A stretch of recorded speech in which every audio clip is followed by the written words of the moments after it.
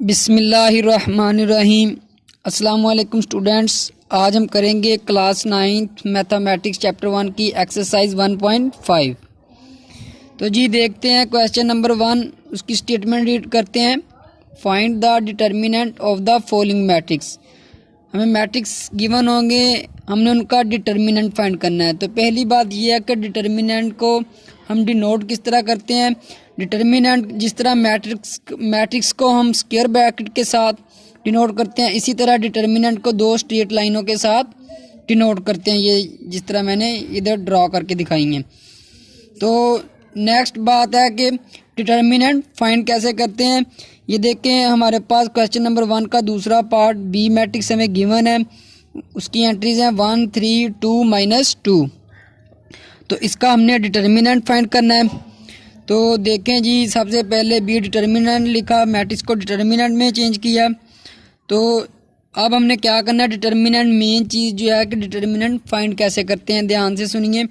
Diagonal entries को multiply करना है और सेंटर में माइनस का साइन यूज़ करना है, फिर नॉन डायगोनल एंट्रीज़ को मल्टीप्लाई करना है। ये देखिए डायगोनल एंट्रीज़ हमारे पास इधर कौन सी हैं, 1 -2। तो 1 मल्टीप्लाई बाई -2 और सेंटर में हमने माइनस का साइन यूज़ किया। और फिर जो नॉन डायगोनल एंट्रीज़ होती हैं ये वाली, ये हमारे पास होती हैं नॉन डायगोनल एंट्रीज़। ये डायगोनल एंट्रीज़ हैं, इधर मैं लिख देता हूँ डायगोनल एंट्रीज़, और ये हैं नॉन डायगोनल एलिमेंट्स या एंट्रीज़ बोल सकते हैं। तो इनको मल्टीप्लाई कर देना है। तो इनको मल्टीप्लाई किया तो 1 मल्टीप्लाई बाई -2 तो -2 आया, और माइनस आ गया इधर, तो 2/3 6 -2 -6 किसके इक्वल है, -8 के। तो इस मैट्रिक्स का डिटर्मिनेंट हमारे पास क्या है, -8 के इक्वल आया। तो ये था हमारा क्वेश्चन नंबर 1। अब देखते हैं आगे क्वेश्चन नंबर 2। क्वेश्चन नंबर 2 से पहले हमें इम्पोर्टेंट डेफिनेशन देखनी होगी। सबसे पहले देखें कि सिंगुलर मैट्रिक्स कौन से होते हैं, इसकी डेफिनेशन रीड करते हैं, फिर मैं आपको बताता हूँ। A square matrix A is called singular if the determinant of A is equal to 0।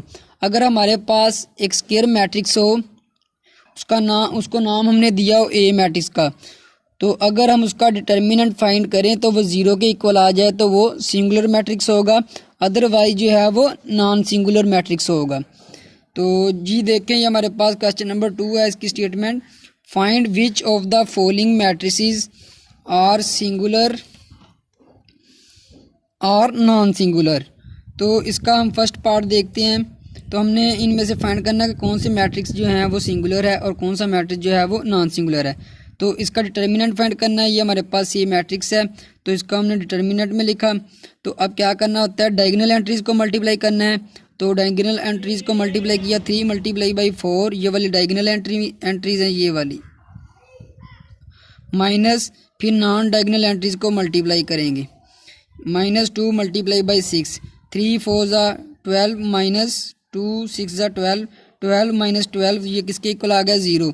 आप जो देखें, आप ध्यान करें कि डिटर्मिनेंट जो है वो 0 के इक्वल है। तो ये किस डेफिनेशन को सेटिस्फाई कर रहा है, ये सिंगुलर मैट्रिक्स की डेफिनेशन को सेटिस्फाई कर रहा है। तो हम कह देंगे कि so A is a singular matrix.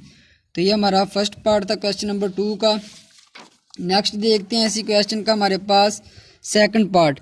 B matrix given है, एंट्रीज़ हैं उसकी 4 1 3 2।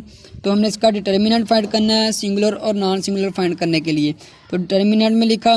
अब क्या करेंगे, डायगोनल एंट्रीज़ को मल्टीप्लाई करेंगे, 4 मल्टीप्लाई बाई 2 और सेंटर में माइनस का साइन यूज़ करेंगे, 3 मल्टीप्लाई बाई 1। तो अब इसकी मल्टीप्लिकेशन करते हैं, 4 2 8, माइनस आ गया, 3 1 3, 8 -3 5। तो ये 0 के इक्वल नहीं है। तो ये किस डेफिनेशन को सेटिस्फाई कर रहा है, नॉन सिंगुलर मैट्रिक्स की डेफिनेशन को सेटिस्फाई कर रहा है। तो हम क्या लिखेंगे, so B is a non singular matrix. अब इसी तरह नेक्स्ट थर्ड पार्ट इसका जो है वो नहीं करना। फोर्थ पार्ट देखें इसका, फोर्थ पार्ट है मैट्रिक्स डी, इसकी एंट्रीज है 4 -2 -10 4।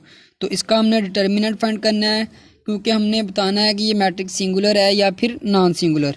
तो डिटर्मिनेंट कैसे फाइंड करते हैं, अब तो आपको आइडिया हो गया होगा कि डायगोनल एंट्रीज़ को मल्टीप्लाई करना है और सेंटर में माइनस का साइन यूज़ करना है और फिर नॉन डायगोनल एंट्रीज़ को मल्टीप्लाई करना है। तो हमने इसी तरह किया, 5 4 ज़ा 20, 10 -10 मल्टीप्लाई बाई -2, तो 20 आ गया, इधर माइनस से माइनस प्लस हो गया, ये माइनस इसी तरह आ गया, 20 - 20 0 के इक्वल आ गया।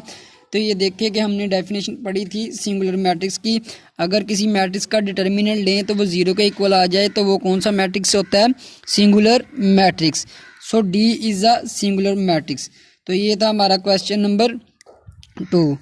तो अगर आपको कोई भी इस बारे में इशू हो तो आप लोग मुझसे कमेंट सेक्शन में पूछ सकते हैं, इंशाल्लाह आपको रिप्लाई किया जाएगा।